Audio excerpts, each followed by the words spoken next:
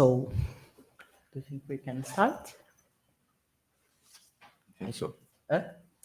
So, hi everyone, I'm Renata Bichir from Center for Metropolitan Studies and from the University of São Paulo. I'm really glad to host this seminar with the Professor Patrick Heller from the Sociological Department at Brown University and with Eduardo Marques, the Director of Center for Metropolitan Studies and from the University of São Paulo. The title of our seminar today is The Age of Reaction, Retrenchment, Populism in India and Brazil. As usual, our guest, Patrick, will have something around 30 to 40 minutes to give her presentation, and then Eduardo will be the discussion. And then we will open for questions from the YouTube and from our crowd here in face-to-face. So it's an hybrid seminar today. And Patrick, thank you very much. The floor is yours, and you can stand if you prefer. I'll stay seated. Thank you, Renata. And thank you, Eduardo, for organizing this event on, I know, very short notice. And thank you to all of you for being here today in person and online. And I also just want to thank, I'm here actually as part of a Fulbright. And it's nice to be here and paid for by the U.S. government. But I do want to recognize Fulbright as well as USP and Professor Hosanna Miranda at USP who sponsored me to be here. And it's an interesting time to be here. And it's an interesting and awkward and difficult time to be giving this talk in particular, since we're between two rounds of the election, and no doubt we'll discuss that some more later on. But this is actually a published article that came out in International Sociology 2 years ago in the middle of the pandemic. And it was written more out of despair than anything else. The sudden resurgence of right-wing regimes across the world, hence the title. And I've given this talk in India, and in India, they're deeply skeptical of the comparison with Brazil. And no doubt you will be deeply skeptical of the comparison with India. But I'm going to try to make the argument that what we're witnessing with the rise of Bolsonaro and Modi in India and in other democratic regimes across the global South is a phenomenon of a general type, which I call retrenchment populism. And I'm going to argue that it's quite different in important respects, despite some similarities with similar phenomena in the democracies of the global North. So, you know, here we have the most recent expression with the rise of the Five Brothers Party in Brazil, and which uses exactly the same mantra as Bolsonaro, family, patria, and church or God and faith. We have Donald Trump, of course, who's not particularly faithful or committed to religion, but has certainly managed to cultivate the support of the American evangelical community. And then Erdogan in Turkey, Marine Le Pen in France, a true populist. Her slogan is Au nom du peuple, in the name of the people, and has a very strong anti-globalist discourse, which is something I'll talk about a bit. But then we have Duterte, who's now been succeeded by a descendant of the Marcos family in the Philippines. And of course, all of Eastern Europe has been trending towards various forms of right-wing reaction. Let's try this. Oh, over there with the pointer. Oops. Not work there. It was working Yes, just a few minutes ago.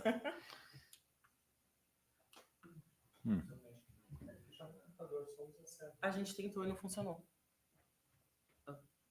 Okay. There we go. No, Okay. So Bolsonaro and Modi. Modi was elected first in 2016 and then recently reelected. And so this is a general phenomenon, and we know this both from the standard indexes, VDEM and Freedom House, by all the quantitative metrics. This is the first time of real democratic regression since the third wave, the famous Huntingtonian third wave. And the qualitative case studies certainly support the claim that we're witnessing a greater contraction of democratic norms and practices than we've seen since the interwar period. But there's a paradox here, which is quite striking. This is an electoral map of the 2016 Trump victory in the United States. And looking at this map, you'd think, of course, the red being Republican, blue being Democratic, that it was a huge Republican wave. It wasn't.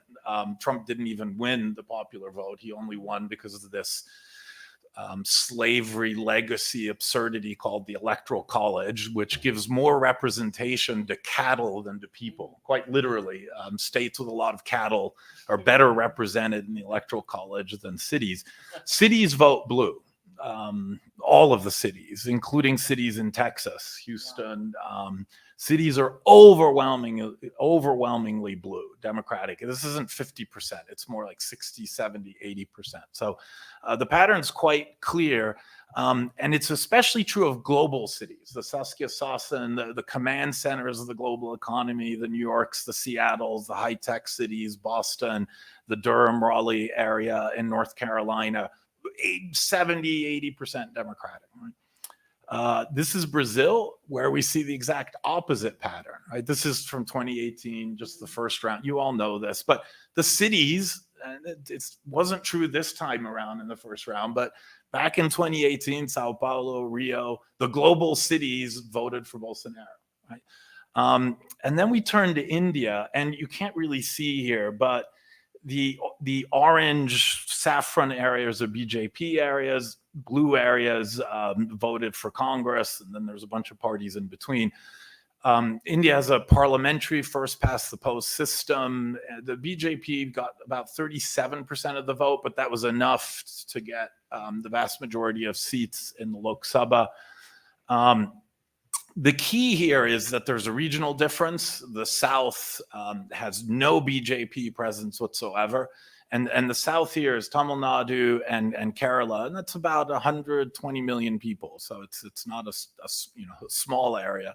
But what's really interesting is that all the global cities in India, Delhi, the capital, Mumbai, which is the financial hub, as well as Bollywood, entertainment, etc., and then Bangalore, which is the iconic IT city. There are more IT businesses in Bangalore than any other place in the world. Right? It's just full of high-tech professionals. They all voted BJP. Right? So these are very global, very cosmopolitan, very liberal cities. These are the only cities in India where you will see women wearing pants. And they all voted BJP, which is a reactionary, highly religious political party. Right? So the pattern is flipped in the West, or in the advanced, the first world democracies. Global cities vote Democratic or slightly to the left. Paris, same with Brexit in England, etc. Same with Marine Le Pen and the Front National in France. The cities voted for Macron and Mélenchon, the left candidate, center and left candidates, and it's more the rural areas and smaller towns that voted for the right-wing parties. The pattern is somewhat flipped. There's complexities in it, but it's somewhat flipped in India and Brazil. So I want to argue that all these democratic reversals are an expression of various types of ethno-populist reactions, but there really are two types. So type one are democracies that are being undermined through democratic means. In all these instances, there hasn't actually been a democratic reversal per se, rather contractions or backsliding. But it's all been done through democratic means instead of coups, etc. But there's really two different types. And Levitsky and Ziblatt wrote the book on this, and it's what everyone's citing. It has zero references whatsoever to any of this phenomenon outside of the United States and Europe. And the democracies they're talking about are classic Barrington Moore type bourgeois. These are democracies born of bourgeois revolutions with a limited franchise, and then over time, the franchise was extended.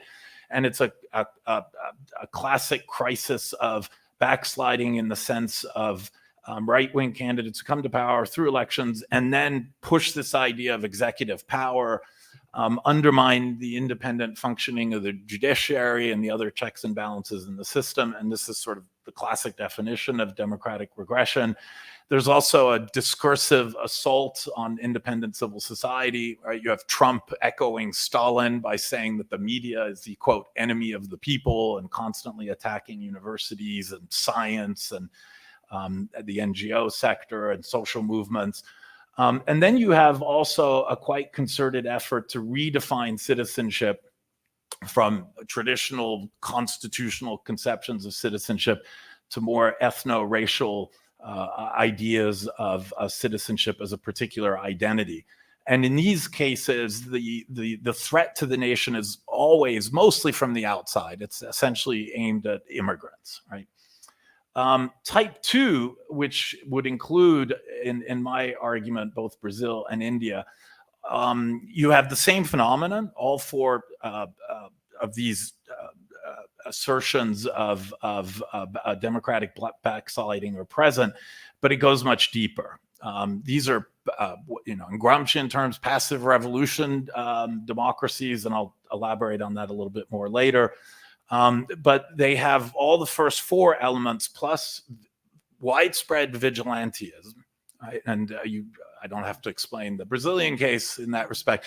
But in India, you need to know that almost on a daily basis now, there are public lynchings or beatings of Muslims and Dalits, sometimes by the police, sometimes by vigilante groups. This is all on social media, WhatsApp. And Modi never says anything about it, looks the other way. And this is a persistent, constant pattern. There is an open legal and extra-legal attack on civil society. I don't think it's quite as pronounced in Brazil as it is in India, but in India, about 20,000 human rights activists have been arrested and are still in detention. And Modi's been in power now for 7 years. There's attacks on the media. The universities have been completely colonized now by the BJP and its various organizations. So it's not just a discursive attack on civil society, it's an attack on its organizational and financial basis. And again, there's this redefinition of citizenship, but the enemy, the other, is much more internal than external, as in the case of the OECD democracies. So what is the problem of the type 2 democracies? It's a liberalism. Yes, the democratic norms and institutions are being subverted, as Levitsky and Ziblatt argue.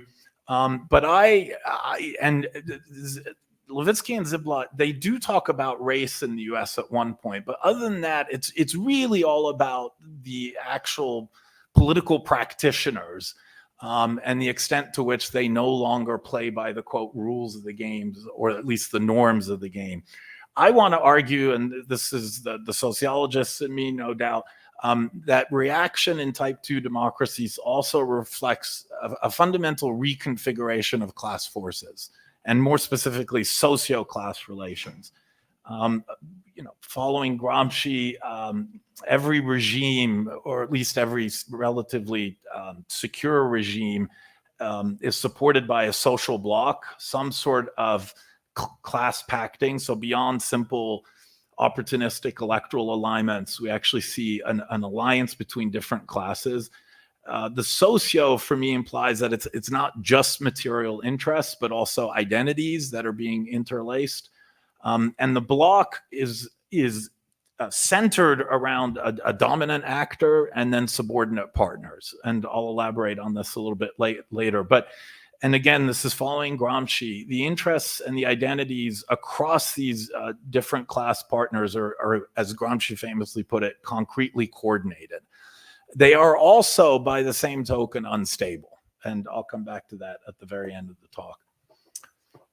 So what do I mean by populism? And I don't want to spend too much time on this because I know there's a huge literature and big debates. And obviously here we're talking about right-wing populism. And I think, Bolsonaro and Modi are personifications of right-wing populism, strong, muscular leaders who present themselves as visionaries, as plebeians who came from the periphery of the political system. Modi comes from Gujarat. He's the first prime minister in India who's not from the UP or Bihar. He's very much an outsider. He's actually lower caste, and I'll elaborate on the whole caste equation in a moment. He's the first lower caste prime minister in Indian history. They represent themselves as the people. They personify the people, and if you are the people, you don't need institutions, you don't need civil society, and you don't have to connect through associations or party structures. You connect directly, right? And this is done increasingly through social media. And Bolsonaro has an impressive social media machinery. The machinery that Modi has makes Bolsonaro's operation in social media look amateurish. If you tweet against Modi, I can tell you within an hour you've got thousands of tweets against you. I mean, they have whole operation centers full of IT people, sort of constantly doing social media for Modi and the BJP. The people, and the key to populism is always a definition of a constructed definition of the people, which is juxtaposed to the other. The other in Brazil has become this kind of, all-encompassing term of banditos, and it encompasses the so-called communists and intellectuals, gays, feminists. In India, it's Muslims. It's a Hindu majoritarian party who've othered Muslims. And bear in mind that there's 200 million Muslims in India. This is the third largest Muslim country in the world. And the BJP has been using the term urban Naxalites. And the Naxalite rebellion happened in the 60s. It was a Maoist rebellion. It's been dead for 40, 50 years. I mean, there's some residual conflict in some of the tribal areas in India. But basically all lefty intellectual human rights types have been branded as urban Naxalites and are often arrested under various national security laws that are meant to address terrorism, but have been used to repress civil society. That's the populism part. The retrenchment part, as the term implies, has a cultural dimension of closure. And this is a term that Habermas coined back in 2001. But it's the idea of, when threatened by various phenomena, the reaction is to assert a singular identity and to invest in a core identity. In India, it's the rise of Hindutva, which is the idea that the Indian nation is fundamentally a Hindu nation, that all Indians should be Hindus, despite the fact that it is the most religiously diverse society in the world, with a large Muslim, Christian, Buddhist, Parsi, Sikh, and other religious communities. But the BJP insists that the core identity is the great civilizational identity of Hinduism. And likewise, both with Trump and Bolsonaro, there's an effort to redefine identity around a type of Christian nationalism. There are efforts to reaffirm the traditional social order, again, patria, family, faith, etc. There's also a shift in social policy, and in particular welfare policy in India specifically, and this is the language they use, from welfare as entitlement, welfare is rooted in basic rights as a social right, to welfare as a form of personal empowerment. And I think there's a very similar discursive shift that's happened in Brazil. And that welfare is essentially meant to be targeted to those who, quote, deserve it, but also to those who are willing to help themselves, right? And again, this idea of empowerment. And then finally, the element of vigilantism, which is quite specific to both cases. So how do we explain the rise of retrenchment populism? And I'm arguing, and Marco Garrido has made a similar argument about the Philippines. Others have argued something along these lines about Erdogan in Turkey. But if retrenchment populism is happening across so many different regimes, across so many different countries, and if it has a parallel version, if not as deep or as threatening to democracy in the global north, what's the thing in common, right? And the only thing that's possibly in common is something about globalization. And for the democracies of the so-called North, the United States and Europe, whether we're talking about France or Italy or Brexit in England or the rise of Trump in the United States, there's a well-established dominant narrative. And it's essentially an economic story of the post-industrial period, the rise of East Asia, which decimates, good, well-paying, high-productivity industrial jobs in the West, increasing job precarity, and this is Piketty's argument, increasing returns to education, and education itself is highly unequal, so overall increasing inequality, a shrinking welfare state as capital becomes more mobile, the end of the social contract, as Danny Roderick has argued. I think that's an exaggerated argument. I don't think the welfare state has shrunk quite as much, but it's become much more politically attractive to argue that the welfare state should be rationed, that it should be exclusively for native citizens. But all of this adds up to a politics of culture, of closure, and in particular, anti-immigrant sentiment and economic protectionism. Right. So for the first time in post-World War II history, right-wing parties are anti-globalization. Right. So Trump is anti-China, protectionist, etc. Marine Le Pen always says there are nationalists and there are globalists, right? And globalists, which often comes with sort of anti-Semitic overtones, is sort of a general denunciation of economic and cultural globalization. I want to argue that while that argument works for the North, it's a little tricky for the South. Before Modi comes to power in India, India was growing at 9% a year for 2 decades. India has done really well with globalization, and certainly Brazil, through the commodity boom, did extremely well. So, some arguments about how neoliberal globalization and precarity feed into reaction don't really work that well for the global South, or are certainly much more complicated. So I want to suggest that there's another dimension of globalization that the left in particular doesn't talk as much about, but the diffusion globally of democratic empowerment. It's not just that we had a third wave, the Huntington third wave, is that in the aftermath of the third wave, and Ali Kadivar and others have collected great data on this, there's actually been a lot of democratic deepening in the global South. Democracies of the global South became more substantive, more rooted in actual social provisioning and the expansion of welfare. And that's obviously true in Brazil, but I think across Latin America with the pink tide. And what people hadn't noticed in much of this literature in particular is the quite extraordinary strides that Indian democracy made in deepening the social rights dimension of democracy over the last 2 decades. With this have come new democratic norms and rights that have essentially challenged traditional hierarchies and status orders. And I think feminism is one of the most powerful global phenomena in the world today, and has fed into a lot of politics of democratic rights, but is also, of course, seen as a threat to traditional patriarchal order.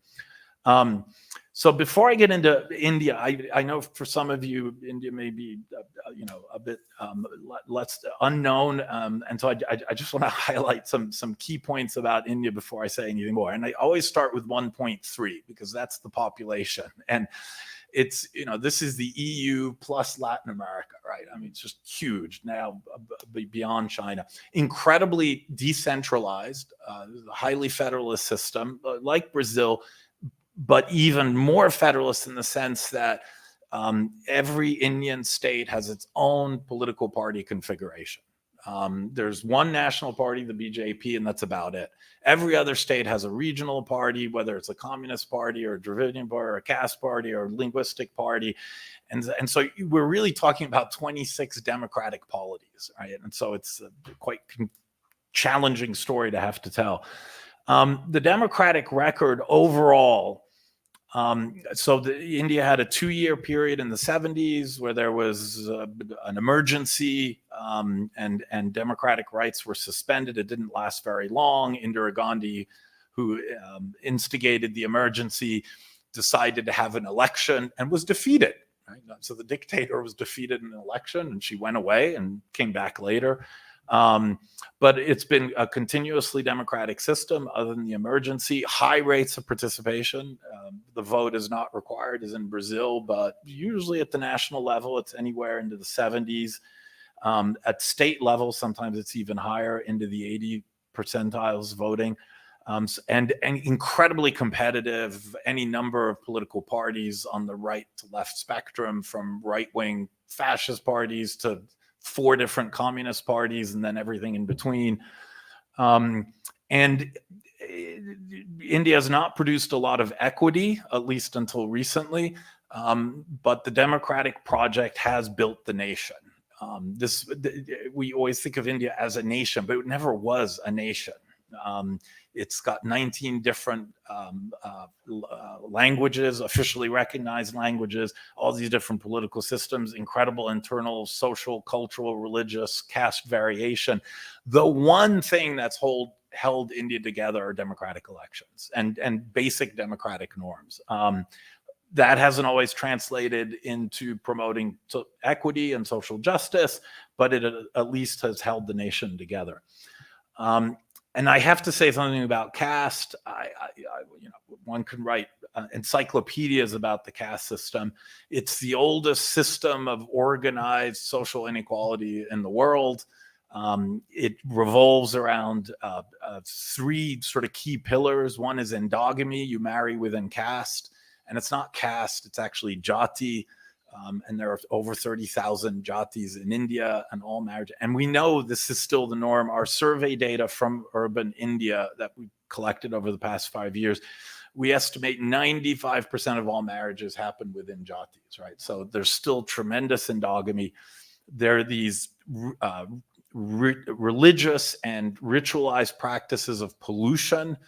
Brahmins will not come into contact with untouchables. That's why they're called untouchables. We now call them Dalits. But even to this day, lots of upper caste families will not dine with lower caste people, will not have their food cooked by lower caste people, their hair cut by lower caste people, etc. And there's still a division of laborers. And this is Ambedkar, the great Dalit theorist and writer of the Indian Constitution, always argued it's not a division of labor, it's a division of laborers. And lower castes are still largely confined to manual jobs, usually having to do with disposing of waste or dealing with animal-based products, meat in particular, etc. So this is still a deep part of the Indian social system. And, very roughly speaking, there are 3 categories. There are the Brahmins and the Kshatriyas, which are the forward castes, and the Banyas, which are the trading castes. OBC is a key term. And I want to explain it. Indians love these acronyms, but OBC is other backward castes, which is anything that's not forward caste and that's not untouchable. So it's a huge middle category. It's a constructed category. It's for affirmative action purposes, but it's become a sort of political rallying point for the middle caste. And then at the bottom, you have Dalits, the former untouchables, about 12% of the population. You have Adivasis, who are tribal indigenous communities outside of the Hindu caste system. They're also about, nobody really knows, but probably 12 to 13%. And then you have Muslims, who are also between 12 and so roughly a third of the population are Dalits, Adivasis, and Muslims. So completely excluded social categories. So that's the general backdrop. This is the RSS. The RSS is arguably the largest civil society organization in the world. It's a paramilitary organization for Hindu men. Women can't join. It's a cultural association, but that also trains young men in martial arts. India doesn't really have guns. It's hard to explain. Even the police don't have guns, but they do a lot of martial arts training. If you wake up early in the morning in any Indian city, you can see them marching around and practicing their various martial arts. And they wear these uniforms, which are old British colonial uniforms, which is, which tells you a lot. But anyways, the man in the middle is Modi himself. He joined the RSS when he was 6 years old. 6 million cadres, right? So incredibly well organized across the country, not so much in the South, but throughout the North and the middle of the country. And the RSS is the organizational basis of the BJP. So I want to summarize the basic coalitions that brought Modi and Bolsonaro to power. And this is just based off of electoral data, the standard survey data you get from Datafolha and the equivalents in India. The class base, it's the upper, what I call the upper middle class, the professionals, the elites, along with the precarious new middle class, which I'll talk about. But in Brazil, that's the sort of 2 to 5 minimum wages. That was the biggest shift group in supporting Bolsonaro in 2018. Now, of course, working class or poor people also voted for Bolsonaro. But the core of the support is the upper middle and the precarious new middle class. And what's really astonishing to me is it's exactly the same in India. You look at the polling data, which is nowhere near as good as for Brazil. Income data in India is completely and totally useless. But there's sort of other ways to approximate what the class support is, including how cities are voting, et cetera. And it's, again, upper middle, all the professional types, those who've benefited the most from globalization, and this precarious new middle class. And this is specifically in the Indian case, OBCs, these other backward castes that have been the key alliance partners for the BJP. There's a status group identity dimension to this. In Brazil, it has to do with race, and I put European-ish because there's so many different categorizations in Brazil, but the South-North divide makes it fairly obvious, and some of the polling data does show that whites are more likely to support Bolsonaro than African descendants. And in India, the pattern's even sharper. Brahmins vote probably, we think, 90% for the BJP, right? So completely hegemonic. OBCs, majoritarian now, vote for the BJP. Even Dalits, the lowest category, now voting for the BJP. And the reason Dalits vote for the BJP is because they're not Muslim, right? And this is how the BJP is. It's historically a Brahmin party. So its problem is getting the support of OBCs and the Dalits. And the way it's done that, of course, is by demonizing Muslims, right? So you may not be a Brahmin, and we're still a Brahmin party, but at least you're not a Muslim, right? And this is the sort of classic Du Boisian argument. Du Bois made this argument in post-Civil War in the United States. Why did poor whites vote with the old plantation oligarchy? The old plantation oligarchy exploited poor whites as well as slaves. So why didn't the whites align with the slaves? Well, Du Bois said, and he called it the psychological wages of being white, that you may be lower class and you may be exploited, but at least you're white. At least you have the status privilege of being white. And Dalits have the status privilege of being Hindus. They're not Muslims, right? So it's a similar logic. Religion plays a huge role, the rise of evangelicals in Brazil, and the rise of Brahminical Hinduism in India. And I have to explain this a little bit. Hinduism is the most decentralized religion in the world. There's no pope, there's no church, there's no hierarchy. Everyone has their own little gods or goddesses. Every temple is different. Every village, it's Ganesh here and it's Shiva there, and it's all, very eclectic, etc. But of course, the priesthood remains drawn exclusively from the Brahmin caste, and what the BJP has essentially tried to do is standardize, homogenize, and nationalize Hinduism, right? And they, in particular, through educational reform. So now they teach this in schools. This is Hinduism, right? And it's the Brahminical version of Hinduism they teach, not the Dalit or the OBC version. So there's been an effort to, much as with the evangelicals, to this isn't a word, but to transform religion into an ideology, right? Gender plays a really, the gender gap for Bolsonaro is the same as for Trump, right? And it's huge. In India, it's not so significant, in part because Indians vote as households, and I'm not going to get into that. But the language and the politics of the BJP are very patriarchal, traditional roles, etc.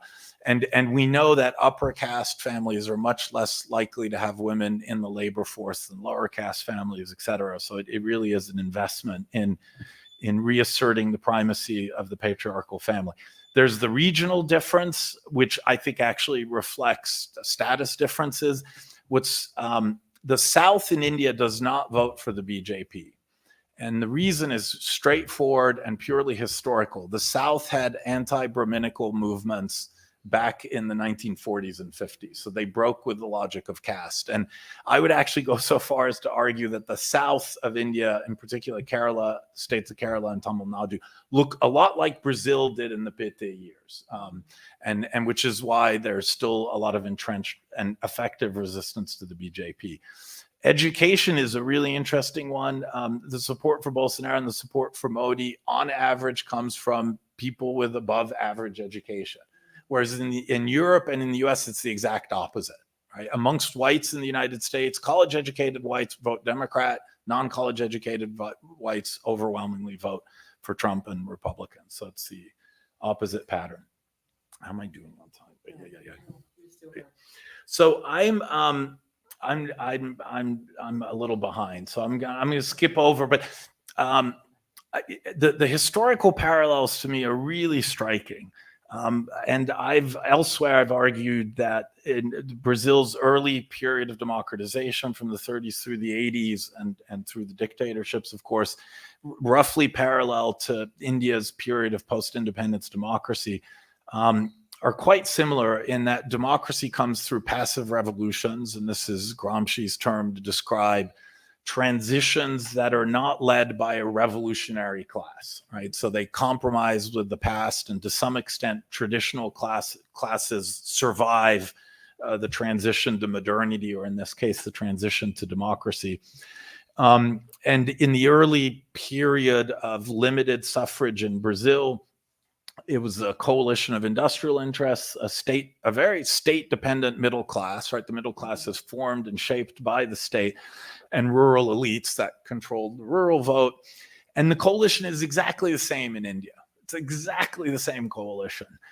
They completely monopolize political representation. So unlike Brazil, in India, universal suffrage was the norm from the beginning. India was the first democracy that started with universal suffrage. They didn't even have a citizenship requirement. So the first 10 years in India, you just had to show up and vote. No ID, nothing. They put a special ink on your finger so you couldn't vote again.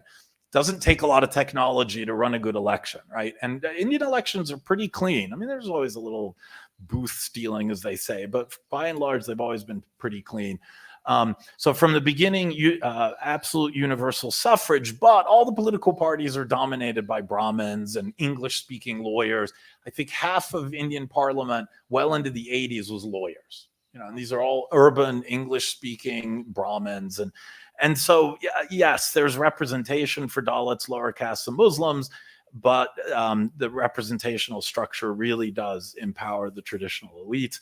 And in effect, what's happening is that, and this is the Brazilian term that's emerged out of the literature, this idea of social authoritarianism is being preserved, right? And in India, it's preserved through the caste system and localized practices of power relations, et cetera.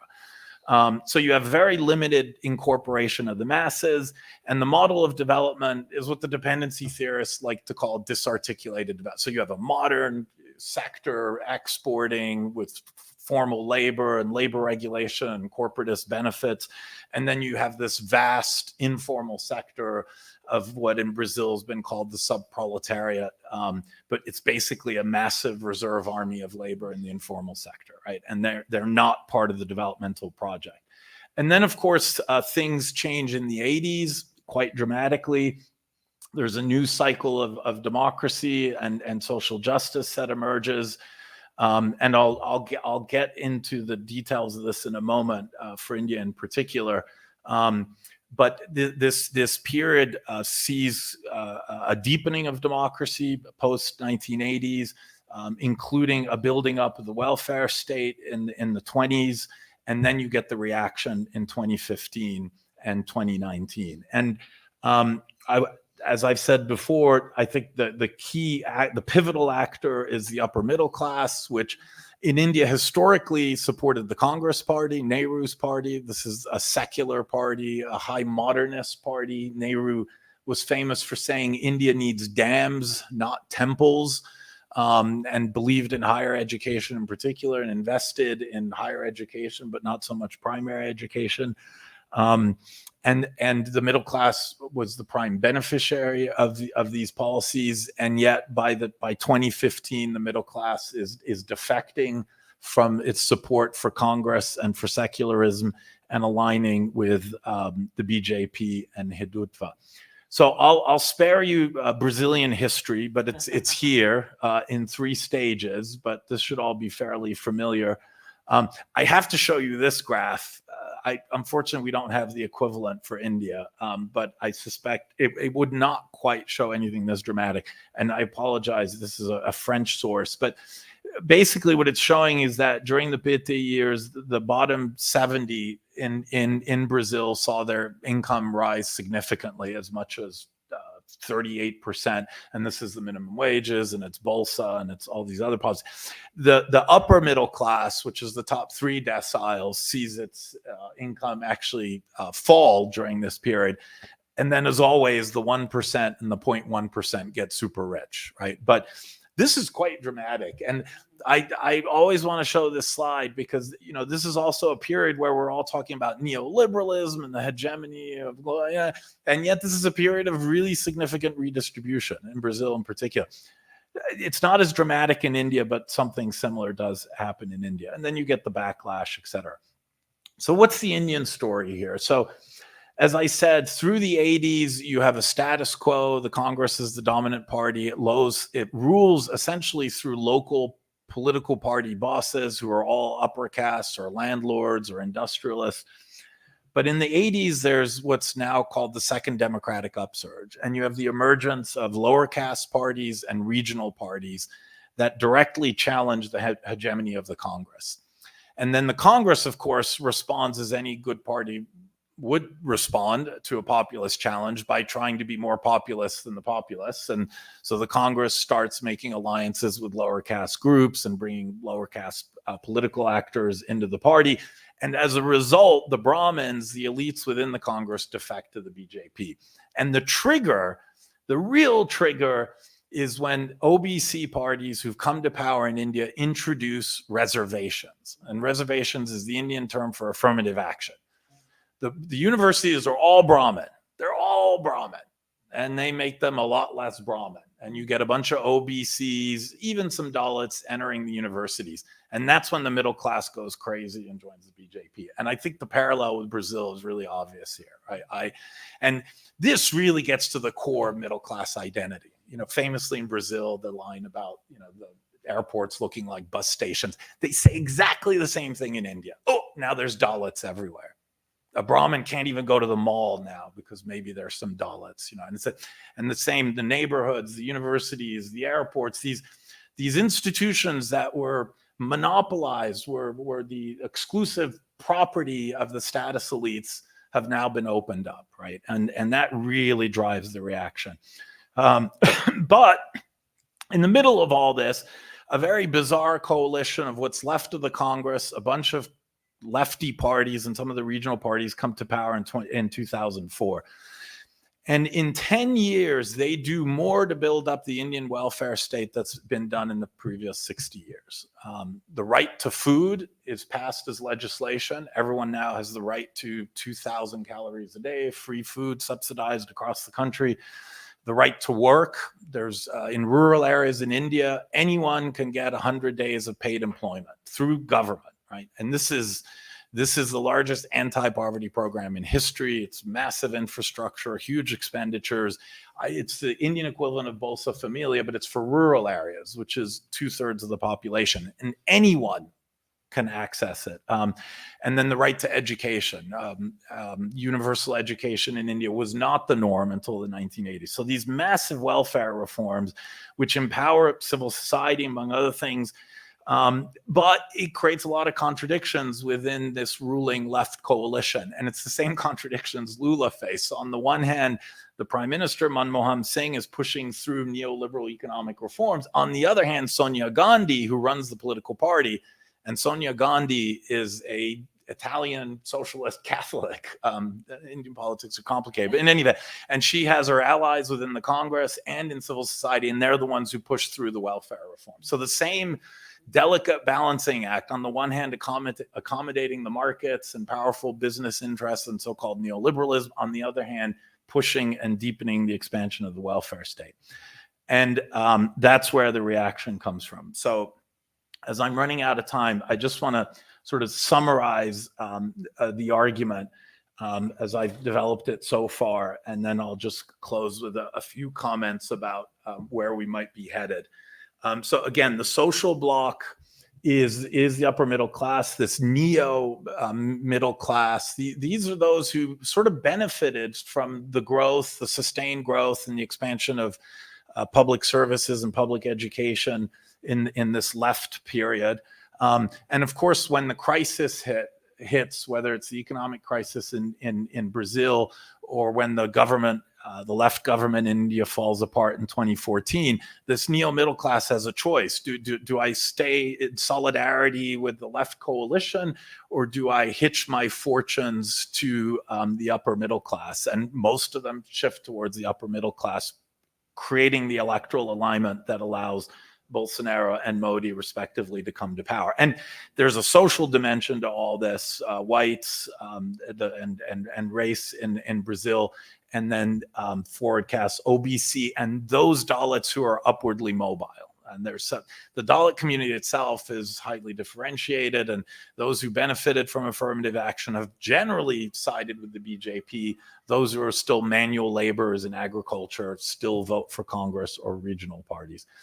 The economic project, and I want to underscore this because one of the things that's really striking about Modi and Bolsonaro is that they are equally incoherent when it comes to their economic projects. I know we love to tag them as neoliberal, this or that, but it's more, on the one hand, crony capitalism, really catering to the support of a few select powerful corporate actors, not the business class as a whole. And India is particularly bad in this respect. I mean, there are literally two families that now dominate the Indian economy, and they're both closely tied to Modi. And then on the other hand, this kind of celebration of heroic entrepreneurialism, right? The gospel of prosperity in the evangelicals. And in Modi, it's just constantly about small business this, small business that, and all the subsidies are going towards these really tiny micro businesses, you know, that are usually run by upper caste people, et cetera. And they're the ones being celebrated as the drivers of economic dynamism. Again, the other in both contexts is essentially the whole spectrum of human rights actors, right? And it's quite remarkable. I mean, I know Bolsonaro's discourse about human rights is well known to you, but Modi has exactly the same discourse, you know, and it's seen as this sort of foreign interference, these communists, these Naxalites, and then the gay kits, and we're teaching our children to be gay. You know, it's the same, and Trump as well, right? So this is very much a global phenomenon. In terms of the discursive shifts, it's really a shift from celebrating the merits and the virtues of a hardworking, aspiring middle class, which has displaced the language of secularism and social rights. And as I said earlier, much as in Brazil, the language has gone from, liberation theology ideas of a preferential bias to the poor and the gospel of to a gospel of prosperity. Likewise, in India, increasingly, it's about empowerment. So the welfare state has been redesigned and repurposed. It's no longer a rights-based welfare state. It's what I call a neo-patrimonial welfare state, where welfare is, in effect, a gift from the leader to the virtuous people, those who deserve welfare, and trying to break with the so-called dependency on the state that had been supposedly nurtured by the left. And what you have is a redefinition of the social contract. The social contract is no longer the Constitution and rights, the social contract is almost a Durkheimian organic contract, right? The people, the real people, the natives, the real Americans, the real Brazilians, the real Hindus are the ones who should benefit from the interventions of the state.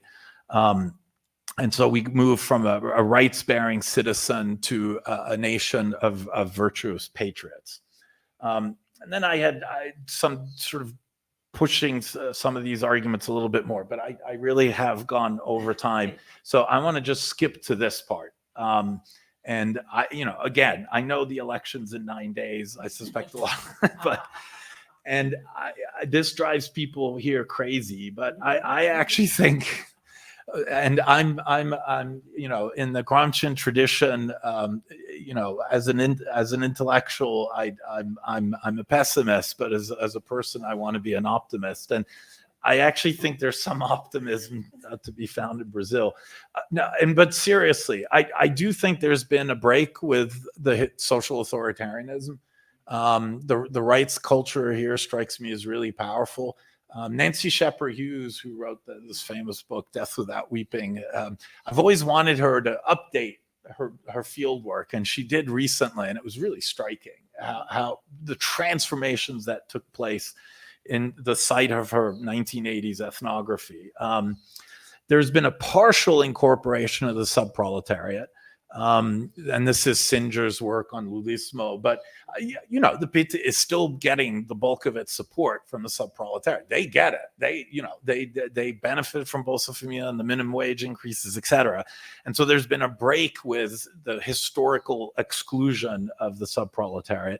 The civil society infrastructure is still quite powerful. I mean, I watch O Globo, and they're critical. In India, the press have been completely, they've been literally captured by two families, which are both pro-BJP. There's hardly any independent press left.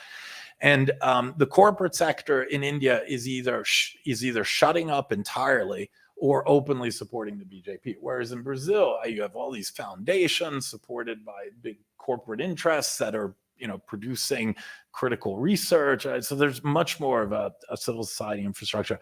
The bureaucracy here has resisted. Not all the bureaucracies, Gabriela Lota's work, some more than others, but there's a degree of professionalism and competency and legal protections to the bureaucracy here. In India, the IAS, the Indian Administrative Service, is completely lined up. And again, in part because they're all Brahmins. Right? So there's a direct identification with the BJP project. I think white identity politics in Brazil is limited in its appeals for the obvious reasons, I think. Whereas Hindu majoritarianism in India gets a lot more traction. I think the social bloc of reaction is really hard to maintain. And if you look at some of the data on voting in Sao Paulo, across Sao Paulo, the elites this time voted much more for the PT. I think it was an opportunistic moment in 2018 to support Bolsonaro. I don't think the elites don't really care about God and church that much, and they don't care about family more than anyone else. I mean, they're not socially conservative; they're cosmopolitan, right? They travel, they speak language, and they vote out of opportunism for Bolsonaro in 2018, and now they're having second thoughts because of the COVID crisis, because of the incoherence of the regime, etc. There's not any of that in India yet, unfortunately. And then the PT has retained some organizational capacity. When I give this talk in India, the first thing Indians say is the difference is the BJP has an ideology that's 100 years old, and they're right. I mean, Hindutva has been around for a long time. There's thousands of books. It's an extremely elaborate ideology that claims a history of 2,000 years, right? So when the BJP makes arguments about Hindutva, it's making arguments about 2,000 years of civilization. And that's pretty powerful stuff ideologically. The rights culture in India is much more fragile. The subproletariat is completely unorganized. But I just want to leave you with, and this isn't just about India. This is a potentially global consequence, right? If the BJP's mission of systematically excluding, marginalizing, and demonizing Muslims persists, think about it, there have been very few domestic acts of Muslim terrorism in India. All the acts of terrorism have come from Pakistan. It's Pakistan infiltrates, and but you have 200 million Muslims. Half of them are men. Half of those men are under the age of 25, and half of those Muslim men under the age of 25 are unemployed and increasingly marginalized and humiliated. And demonized in public spaces and social media, et cetera, right? I mean, this is a powder keg. It's a total powder keg. And the day there's a domestic Muslim terrorist event, the reaction will be absolutely and totally ferocious, right? So this is a democracy that I think is on the brink of something incredibly dangerous.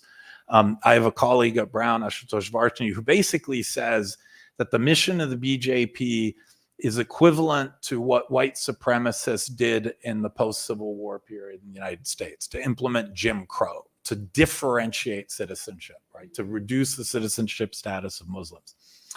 But there are 4 states, Kerala, Tamil Nadu in the south, West Bengal all the way over there in the east, and then both Telangana and Andhra Pradesh in the south. The BJP has no traction in those 5 states. Used to be 4, they split. And what's super interesting about these 5 states is that they've all developed their own regional welfare systems. So there's a lot of split voting in India. So people will vote for Modi at the center, but often will vote for the regional party, even if the BJP is competing locally.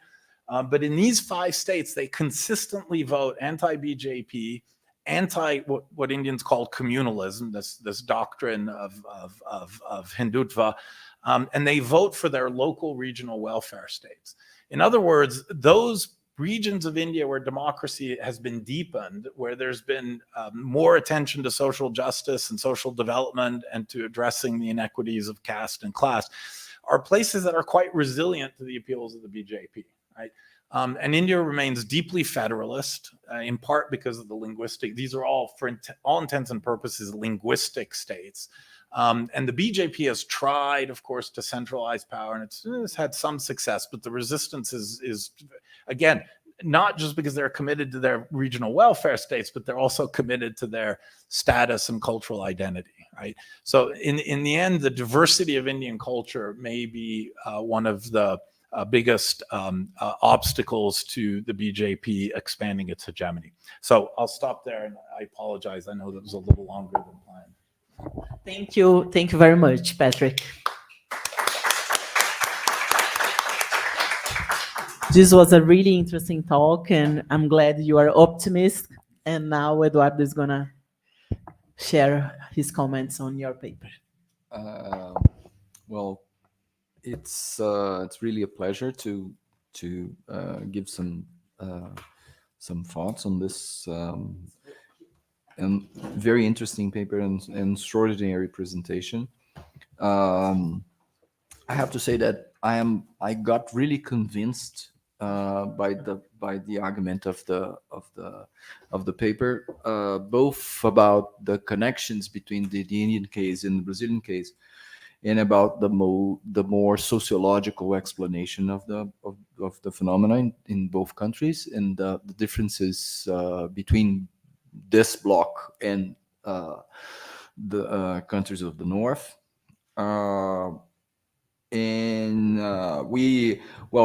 We have been circulating in Brazil explanations for Bolsonaro for 4 years already.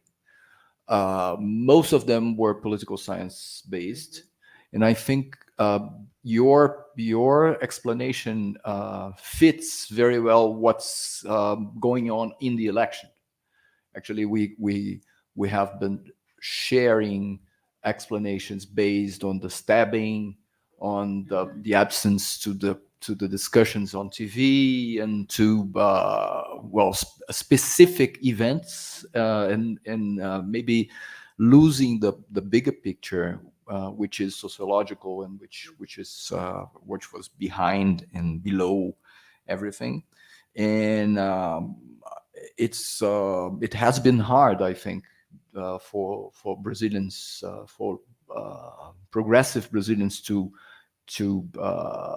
get to this understanding that actually you have a large chunk of the population which is prone to this project. So I got convinced, but I have some details of the explanation are not really or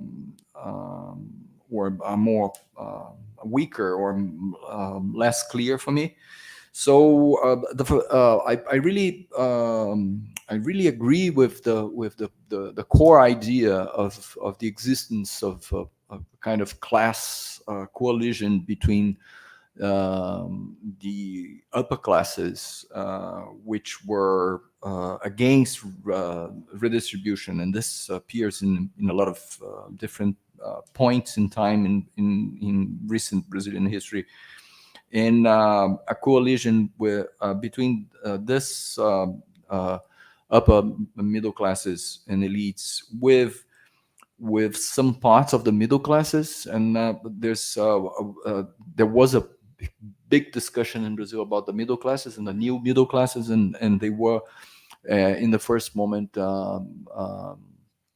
object of a lot of research by economists.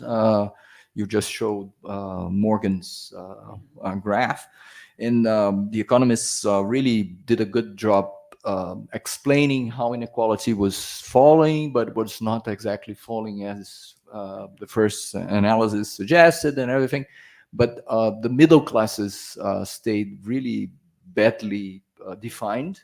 And then there were some analysis, more sociological analysis. The best one is, or the most developed one is, was done by Adalberto Cardoso and Edmond Pretessay. It's a book. Unfortunately, it's only in Portuguese, I think, about the middle classes. They really show that there's a split. Well, the middle, the title of the book is in plural, middle classes, and because they say that it's a kind of really heterogeneous social group, and there's at least two middle classes, up middle classes with different political behavior. One of them is Bolsonarista from the start, most conservative, and the low middle class joined this. The lower middle classes were the ones that were benefited by social programs, and this is where I am not completely convinced just with the danger motivation. These guys are really well, everybody is in danger in Brazil recently by different reasons, but I'm not really convinced that these guys are exactly joined the Bolsonaro game and are still in the Bolsonaro game now, in the Bolsonaro team now, just due to the feeling of danger. And I think in this part, other elements of your explanation about India fit in Brazilian case and could contribute to the Brazilian case. I think Bolsonaro is really has really a fractured public image, and I think Modi does the same thing, and they feed this fractal figure that is at the same time very violent and very a strong defender of the family and everything. And so, and they by some strange reason that I really don't get, people buy this bunch of strange a combination of bizarre combination of identities as one single thing, and look at the parts of the figure that they don't like with a blind eye, turning a blind eye to those, and vice versa. So there's something which motivates people to do this, and I think in the low middle classes, maybe the thing is the defense of the family. The family appears as something that was well in Lula's campaign today. This recent campaign from the start pointed to the fact or believed that the economy would be enough to get a victory. So it was poverty. It would be poverty, unemployment, the fact that life was better during the Lula period and everything. But there was something that I think was missing, and this was associated to the defense of the family. The defense of the family brings a lot of stuff which is all the time mobilized by these political projects and is not associated to the class alignment. It's something that comes from, I don't know, culture or something like that. So I would say that it's class. It's class coalition, but it's a class coalition that, depending on the part of the social group, other things are mobilized, and family is really something that was really important. So this was my first point. My second point is that I'm really convinced. I was convinced by the argument of the paper, as I said, and also by what's happening in the election, that there are sociological things behind this whole situation. And but I would say that political institutions are still important to understand. So I would say that two elements are not really highlighted in the Brazilian case here, and I think they are important. They were important and are still important. First, the political parties and the structure of the Brazilian party system, and how the center at one point decided to play out of the fair game book. And they did this. PSDB has a absolute role on this, because they had the feeling that they were going to be defeated again and again and again by PT, because they lost completely the connection that they had. They never had a connection, real connection, social connection in civil society, but they for historical reasons developed one in the 90s. And so they decided to say that the election was not fair, and they created a lot of so there was a kind of guerrilla, political guerrilla during the Dilma administration that really eroded the government. And the second thing on political institutions is Lava Jato. I think Lava Jato in your paper has a small part, and Lava Jato has a huge importance, and an importance that is twofold. First, a causal effect. Lula could be the candidate at the other election and was not. So there's a concrete effect.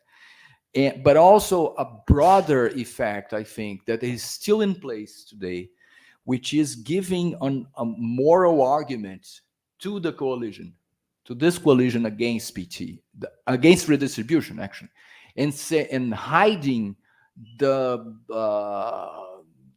aristocratical or elitist claims behind moral arguments about corruption and things like that. So I think Lava Jato was important. And the media was really instrumental in this also. The media is all the time pressuring Lula now at this election, saying that Lula has to be how to say this? No. To say I was guilty because thank you. Produce some self-criticism about corruption during the PT era, but the media has to do a very strong self-criticism about how they demonized politics with the Lava Jato, together with Lava Jato, and they created Lava Jato myths, and Bolsonaro became one of those. Well, these things are not really do not really challenge your explanation, but I think they nuance a little bit. And I just to close, I think the feeling I have is that we are. I agree also with this last explanation, although I don't know almost anything about India. I've been twice there as a visitor, but although I think India is really really an interesting place, and I'm really curious about how things happen there.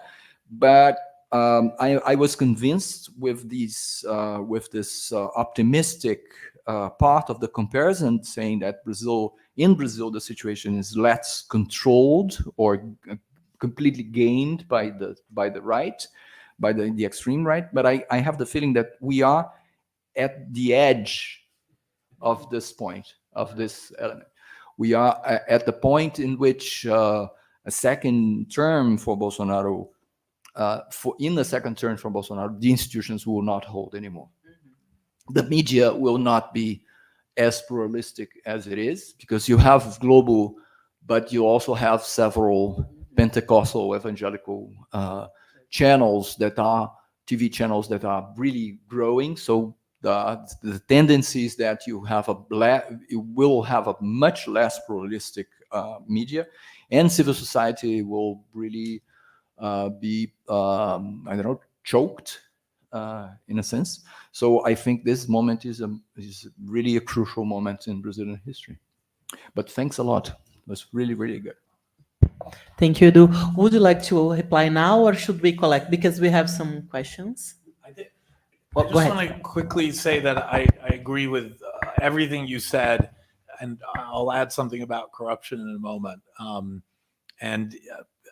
There are lessons from Modi's second term that I think would apply to Brazil that we can maybe discuss, although hopefully that won't be a relevant conversation by next week. But anyways, but yeah, maybe we can gather. But I do want to come back to Eduardo's points. Would you like to answer? Okay. We have some. I have one, and we have. I will start with YouTube questions, and then. YouTube question. Yes, we are technological. It's not YouTube asking the question. No, there are people in YouTube asking. No. I was getting scared. Okay. AI has Yes. advanced to the point where YouTube can ask. No. William Santos asked that question. He's asking about the new social medias and how this play a role in fostering new types of conflicts, and how we can deal with this. This in Brazil is a really big issue how we deal with WhatsApp and this new type of evangelical medias, and this has been changing the civil society and spreading new ways of reasoning. So this is one of the contexts. Thais is asking something about how we deal with the countryside and the big cities, as you were showing the last slide, how we can deal with these different types of positioning. And I would like to add something. I really enjoyed your general explanation, but I think the main elements are similar. But first of all, the class category, it's sometimes fuzzy, in your paper and in the sociological debate. Sometimes you are talking about the elites, sometimes you are talking about the low middle class or the upper middle class. And this is a problem, because I agree with Eduardo. They do not behave in the same way. And for me, the big issue is to listen a little more from you on how these different cleavages or these different explanatory factors, for instance, class, party politics, and religious and cultural identities, how they mingle. Because I think we are talking about similar factors, but they do not behave in the similar way.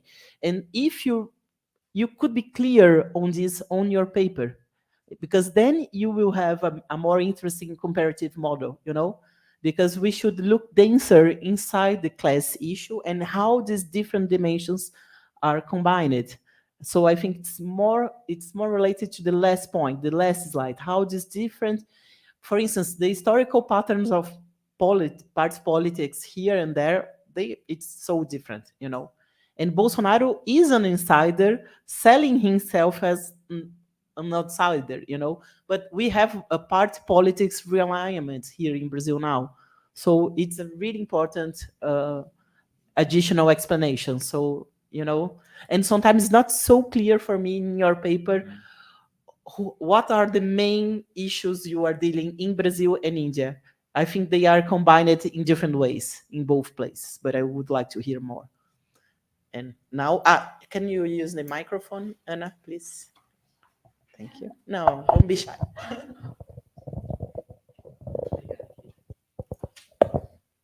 So thank you, Patrick, for your presentation and for the paper as well. I'd like to explore, of course, the religious field and the comparison between both countries. The first thing is about the categories mobilized by Bolsonaro to mobilize evangelical groups in Brazil, like Eduardo mentioned, the family, gender ideology, and abortion as well. And I would like to know what are the categories mobilized by Modi in the case of India, and if these categories mobilize in those people there. So the second question is about poor people voting for these parties in Brazil and India, and the role of, in Brazil, we know the role of evangelical groups voting for Bolsonaro. It's important. Evangelical groups play an important role to convince poor people to vote for Bolsonaro. You saw this in Templo de Salomão. So I'd like to know if anything similar happens in India as well. And my third question, I don't know if it makes sense, but I was thinking about that in Brazil, the other, as you mentioned, are bandidos, communists, gays, feminists, while in India, the other is especially a minority religious, the Muslims. And I was thinking if is it an important difference, and what are the consequences of it to India? So thank you very much.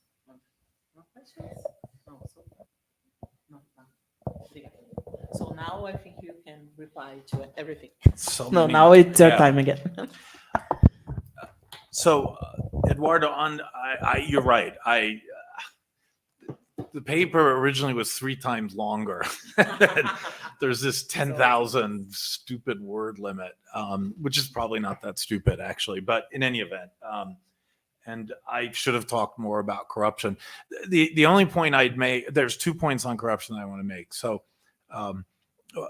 one is, even if Bolsonaro didn't win the election, there's still something we have to explain, right? And we're all focused on elections because they're these crucial contingent moments, and either it's as Luxembourg used to say, it's it's socialism or barbarism, right? And so we all feel it acutely, and election days produce tons of great data and maps, and we can analyze. But the fact is, whether Trump wins or Modi wins or Bolsonaro wins, there's 30-40% of the population that is rooted in this, what we're calling reaction or conservatism. I actually think it's more reaction, but in any event, and especially to us as secular cosmopolitan intellectuals, this is stunning, right? So the contingent factors, the collapse of the center, which happened in India as well, and I think that's key, and corruption. The 2015 Modi election comes exactly a year after the anti-corruption movement was in every city, in every street in India. And just like in Brazil, it started with the left and it got captured by the right. And it generated this narrative of deep corruption. Now, that narrative was actually really true for the Congress Party. The Congress Party had no discipline, no program. It was just a coalition of rent-seeking opportunists, of slightly to the left of the center. But the parallel with the corruption scandal in Brazil is that given the nature of the political institutions and the need to, quote, buy votes and build coalitions, there's a kind of built-in tendency towards this kind of institutionalized corruption that, when exposed, of course, does tremendous damage to the reputation of the party. So, but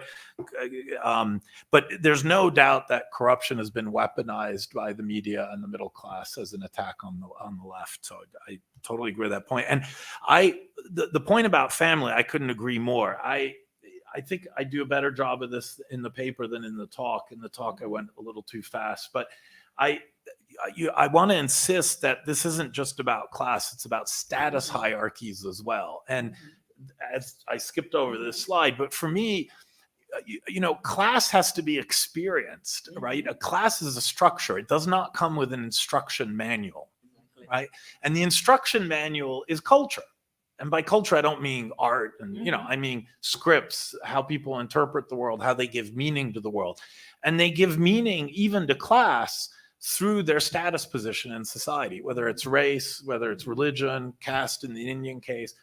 And especially in, I hate to say global South versus global North, because you always run the risk of falling to the trap of modernization theory, et cetera. But Chuck Tilley said a long time ago that, deepening democracy is about shifting trust from networks to institutions. And if you think about it, it's an extraordinary shift to go from teaching your children at home to organizing your economy at home to relying on your neighbors to saying, I'm going to send my children to spend 8 hours a day in a closed state institution. It's called schooling, right? I mean, it's a dramatic form of public socialization. And that I'm going to put my money in a bank, and I trust the bank and the state to give me my money back when I need it. And I'm going to depend on the state for services. These are radical shifts, right? And I think it's fair to say that whereas in some northern democracies, the shift is total. You think of Sweden and daycare and in India and Brazil, that shift is still uncertain, and people still depend heavily on personal networks, right? And family, including its extended definitions, because family in Brazil and in India is never the family. It's a lot more, right? And when that is destabilized, when the legitimacy and the sanctity of family and those kind of personalized ties is threatened by intellectuals and secularists and gay activists and feminists and gender bending and, all of the new social effervescence of the last 20, 30 years, people feel threatened. They really feel threatened, right? And I think we miss this all the time, because we're so heavily invested in those institutions, in those more, quote, liberal practices, et cetera. In India, we've been asking people, in this urban survey data that we've been doing, we've been asking people, who are your 5 best friends and what caste do they belong to and what religion do they belong to? And it's absolutely surreal. In the North, 90% is within Jati, within their small caste group or within their Hindu or Muslim community. In the South, it's a little more pluralistic, right? But people are still deeply invested in those social ties. And when those social ties are being threatened, there's reaction. And I think that in part explains, goes to Anna's question about how does Bolsonaro and how do Modi make appeals to the poor who would otherwise not have material interests that are aligned with the social policies of the right. And just like Trump has successfully appealed to poor whites, right? I mean, poor whites feel threatened by what we call 2040 in the United States. By 2040 or 41, when the 2 censuses from now, America will be majority minority. And that is a deep existential threat to those who still depend on, now in New York City, you don't depend on your whiteness. You depend on global networks and institutions and professional ties, et cetera.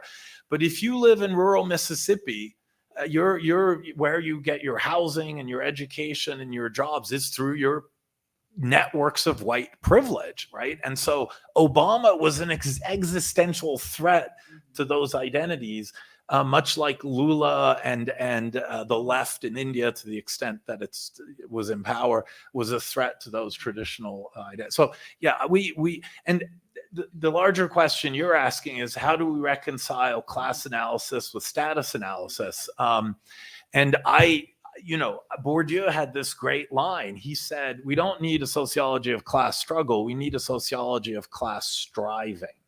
That people are not struggling in the traditional sense over the expropriation of their labor, although that's still a very real source of conflict and struggle. But a lot of the struggles are for recognition and of being acknowledged and being able to give yourself a meaning and sense in life, et cetera. And that's all part of the larger status hierarchy, right? And when that status hierarchy is being threatened, there's a lot of reaction. Weber always said that in times of crises, it's not classes that react, it's closed status groups that react, right? Because it goes to the core of identity. And when class and identity overlap, as with, say, Brahmins in India, then you get a really powerful form of reaction. But I also think it's unstable because the OBCs in India or the neo-middle class in Brazil, the populists promise a lot. You can be empowered, you can aspire, you can have your identity and your job and do well. And when they don't deliver, all of a sudden the contradiction between what's promised and the actual reality of preserving the old hierarchy, where it's the traditional groups who always come out on top, that contradiction blows up, right? And so I do think these coalitions at the end are not stable. There was the social media question. You all remember the Arab Spring, and the Arab Spring drove me nuts because everyone in the U.S. was like, this is, I think it was Twitter. Twitter was the big, and Facebook. This is the Facebook revolution. This is the Twitter revolution. And I was like, what? This is such garbage. And I remember a piece Lisa Anderson wrote about the other Arab Spring, which happened in 1919, and people forget this. All of Northern Africa revolted within a week back in 1919, demanding emancipation from colonialism, et cetera. And it was all in response to a speech given by Woodrow Wilson at the time that talked about the sovereignty of former colonies, et cetera. And, all they had back then was the telegraph, right? And so my view's always been technology is just a medium, and it's really about the sociology of the ideas, et cetera. But I'm more and more convinced now that's not right. No, there's no doubt that, social media has not just amplified, but extremified, that's not even a word, but rendered more extreme the messaging of populist leaders, and especially those who have sort of no respect for science and traditional norms, et cetera. So I love the way Brazilians say fakey news. Fakey news. But it's as virulent in India as it is in Brazil. And there's the level of disinformation and the kind of crap people believe. I mean, the QAnon conspiracy in the United States that claims that Hillary Clinton was running a scheme, a pedophilia and sex trafficking scheme out of a pizzeria. And people believe this stuff, right? And the chips in the head and the gay kits and it's the same. They're borrowing from each other, right? Very obviously when it comes to Trump and Bolsonaro, but and this goes back to Anna's question, what gets weaponized in these extremist discourses? And this is the big difference, right? India has this, massive Muslim population. It's a different religion. You also have to, and this is the complexity of Indian history, the Muslims came to India in the 14, 15, and 1600s, the Mughal invasions. And the BJP still refers to that as the first colonization. Wow. Right? And the slogan of the BJP is literally emancipating Hindu civilization from 1,000 years of servitude. Okay. That's the sort of ideological baggage that they're mobilizing. And so, it's not about abortion. Indians don't care about it, but neither Hindus nor Muslims have strong opinions about abortion.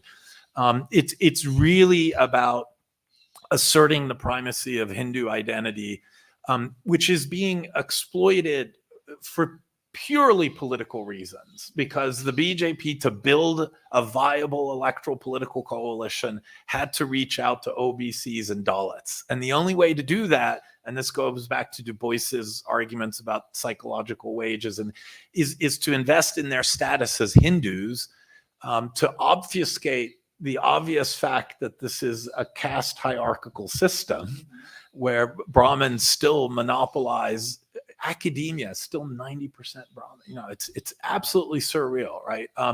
But you obfuscate that by demonizing the Muslim, you know, and making appeals to solidarity of the Hindu community as if caste didn't exist, etc.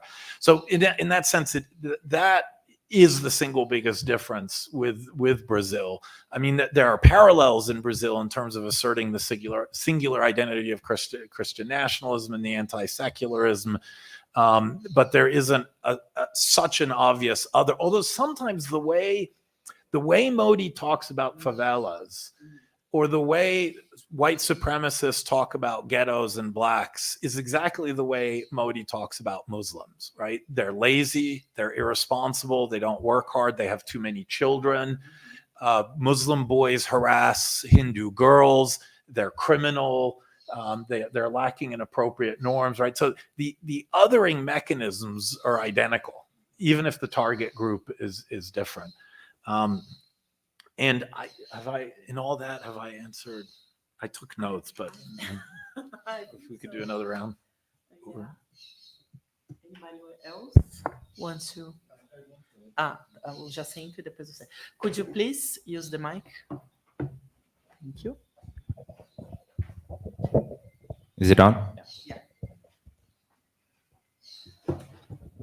Thanks, Patrick. It's quite refreshing to hear talk about Gramsci in the context of this.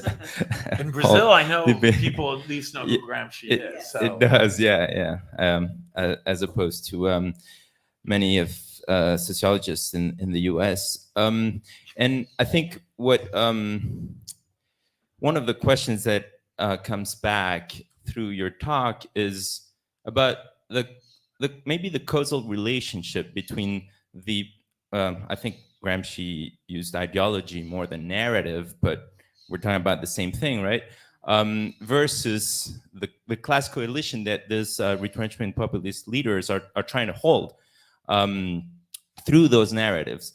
And the first thing about the narrative is that, and it echoes a bit the point that Eduardo was making, is that it is fragmented. Like there's no, maybe in India, it has more coherence because it rests on historical tradition and religion. Whereas here, you can't even really tell beyond the nation and the family what else gives it some kind of coherence, and it feels very opportunistic. Like the positions that the leader will take will serve whatever electoral needs he has at the time, right? And cater to different publics, and those there will be a lot of contradictions, which also applies to Trump, by the way.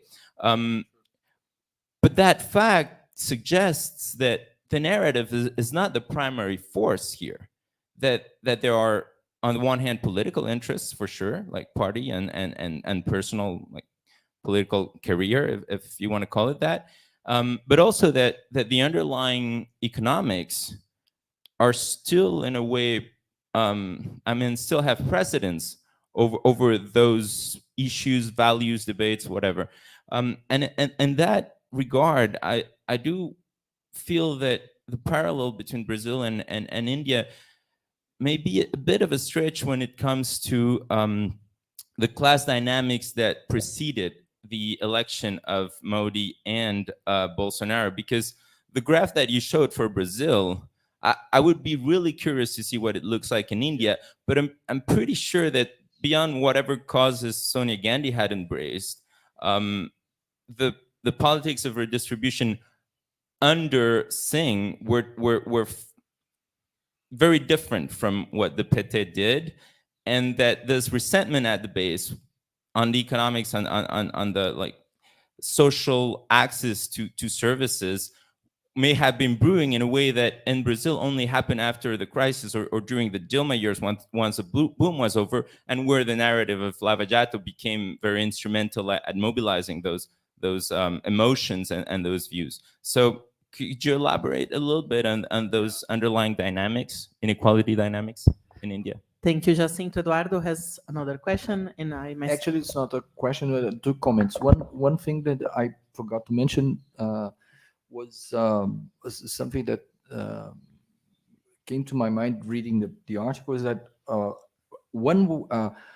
not only the Brazilian and the Indian case are close, but I think at least in one dimension, Brazil recently became more similar to India, is associated with the dislocation of political conflict in Brazil. We had lynchings, but they were not associated to politics. We had I don't know, peasant leaders killed by rural elites during elections, but actually it was not the election that produced the thing, was the land conflict that appeared during the election, and then the guy was killed. Today, in this election, we had a lot of people being killed, stabbed, killed with guns and everything, because they were wearing PT or Bolsonaro t-shirts. Yep. So it's a kind of, and this makes the situation even worse than what it was before, and seems to resonates a little bit the contentious identities of political conflict that Terrell, Tilly, and McAdam say that precede some kind of political violence on the street.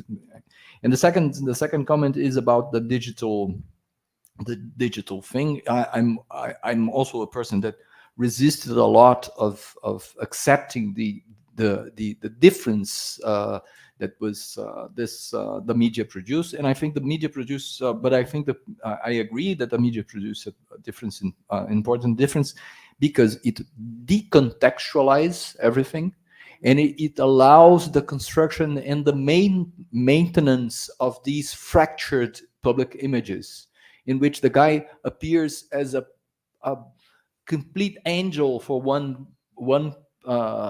people and audience, and with a machine gun to the other audience, and to with a banker to the liberal, the economic liberals and things like that.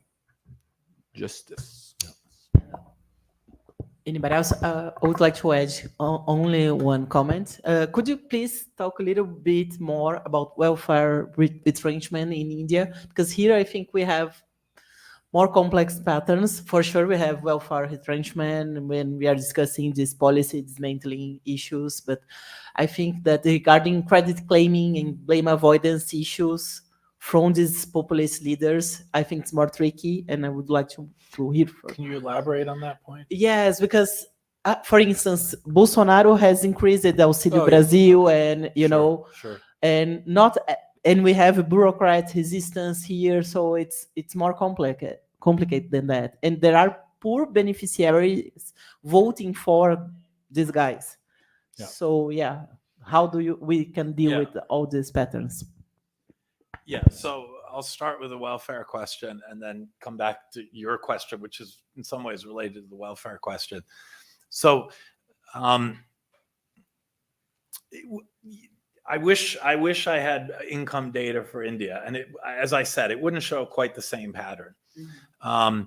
But under the UPA government, the Indian liberal press, the neoliberal press, if you will, the business community and the middle classes were in total revolt.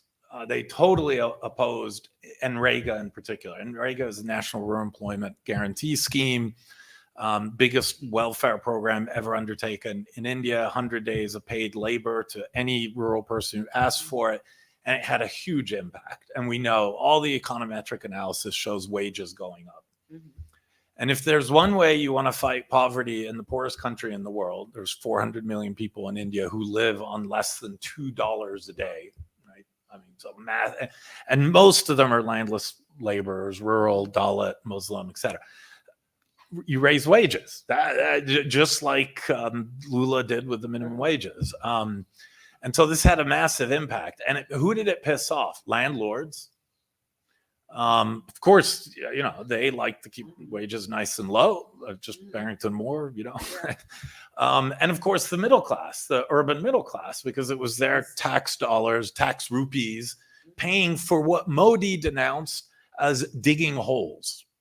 He said, this is just digging holes. It's just a complete total waste of money, right? So the middle class certainly perceived the UPA as having a very strong pro-poor agenda that was nurturing dependency, clientelism, you know, and all the same usual critiques. So they may not have suffered as much directly because India was growing at 9%, and 50% of all the GDP is produced in 4 mega cities where this middle class is concentrated. But still, their perception was that this was a regime that was threatening, you know, their economic privilege. But the status stuff comes in, and again, this is less easy to measure, but it's this invasion of spaces. You know, the universities, the neighborhoods, the transport hubs that are now diversifying. And I wanted to throw up this map. And, you know, like all these color-coded maps, it does a lot of violence to the complexity. That's only about 50% thresholds, et cetera. But, you know, it fits my point about rationing the city. You know, those who are in the core of the city, whether it's through security or gates, or attacking the informal sector, getting rid of hawkers, et cetera, through policies of privatizing schools or trying to maintain at least some degree of exclusive access to public institutions. Elites will hoard city resources, right? And you see the pattern here, right? I mean, the periphery supports the bit there, and you get roughly the same pattern for elections in the big Indian cities, right? So I do. You know, I'm at heart, I'm a materialist. You know, classes don't mean what they used to mean, right? We had a nice category called the working class, which is almost a useless analytical category today. Between deindustrialization, India's been deindustrializing since 2001.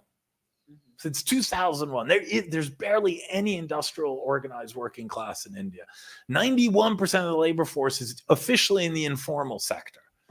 Right, officially, and they count all of agriculture, so it's a little bit weird. But the vast majority of so-called workers are doing service sector or white-collar job with little, if any, legal protection or regulation. Right. So what do we call that class? You know, and what do they have in common? You know, and they speak different languages, and they're from different castes, et cetera. But in a way, and this was Gramsci's point about politics. You know, politics is precisely to give some meaning, some identity, some ideological structure to galvanize a sense of place in society. And that's what artful politicians do, you know, and Bolsonaro and Modi and Trump, for that matter, have been really good at feeding into various grievances associated with one's position in the economy or one's position in the status hierarchy, and then galvanizing those sentiments of grievance through talk of whether it's family or church or immigrants or blacks or crime, et cetera, right? And so, yeah, it's enormously complex. I'm really reluctant to make causal arguments. I'm an old Weberian. I think we need configurational arguments, and where we're very clear about the difference between contingent and structural, and it's always configurational, right? There's never, you know, one. But what is astonishing is that for all the differences, the Muslim community is the obvious other in India compared to Brazil.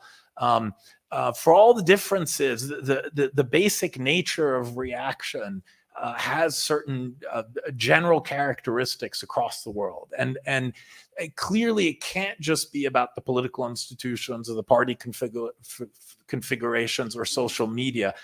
There's got to be something else. And for me, it's this destabilization of traditional social relationships plus the increasingly precarious nature of labor markets, right? Which creates both opportunities for the left and for the right. And for those of you, I always try to remind people that, when Trump won, he won against Hillary Clinton, who was like one of the worst politicians ever in the history of American politics. But with small contingent changes, his opponent could have been Bernie Sanders. And it would have been an extraordinary moment because you would have had the personification of right-wing ethno-nationalist populism in Trump, anti-globalization, and you would have had the personification of a social democratic project in Bernie, which was also anti-globalization, but in a completely different way. So, Bernie wanted good trade deals that incorporate the interests of labor and the environment, et cetera. Trump wants protectionism and obviously plays on anti-immigrant, racist sentiments, et cetera. So you had two competing populist projects that roughly, with just a margin of 1-2%. And so this instability and increasing precariousness of labor markets creates a very open-ended political playing field, right? And in Europe, we keep witnessing the rise of new political parties that are fascist, et cetera, and they get all the commentary. At the same time, the fastest growing political formation in Europe is the Green parties. It's not the anti-immigrant right-wing party. It's actually the Green parties. And the anti-immigrant parties, in Italy, they're going to come to power, but it's Italy, right? So they'll last about 12 months and then, there'll be another. They've actually rarely come to power in Europe, right? And the center is held for different reasons. So again, complex configurations and it's hard to make the causal arguments. Yeah. Thank you very much. Yeah, in creating a stable instability of governments, which we are seeing at the UK at this moment. Yeah. They to create the Brexit project, they opened a Pandora box of desires and preferences that they cannot be faced by any government. So all the governments are structured and fall. Yeah. And in political science, as in sociology, all our models of politics are still based on the Fordist period, which had a stable social compact of high wages, high productivity, protected economies. And between East Asia and between global commodity chains and the increasing mobility of capital, Fordism is history. Those stable social compacts are gone. And all our political models just don't work anymore. And so we have a lot of comparative thinking to do. Thank you very much, Patrick. It was really, really exciting. And thank you, the audience here and in the YouTube. And let's close the seminar. Great, thank you. It's also a matter of belonging. Yeah. Oh, totally. I was remaining Talia's arguments. What means for different, This is really interesting. And I love configuration explanations.